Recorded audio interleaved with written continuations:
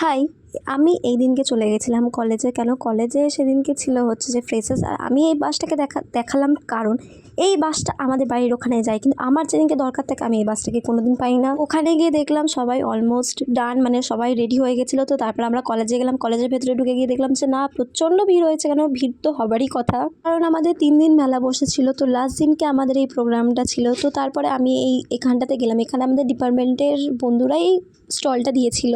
ওখান থেকে আমরা সালামদার দোকানে গেলাম। সালামদার দোকানে গিয়ে দেখলাম যে অনেক খাবারই ছিল, আগের দিনও ছিল। তো তখন এই চিজ বলটা 5টাই ছিল, তো চিজ বল 4টে দিচ্ছিল। তো আমরা অনেক ঝগড়া করে 5টা নিলাম। তারপর আমরা প্রোগ্রামে এলাম। তো দেখলাম যে প্রচণ্ড ভিড় হয়ে গেছে, আমরা একটুও দাঁড়াতে জায়গা পাচ্ছিলাম। তবুও আমরা ফকর দিয়ে দাঁড়ালাম।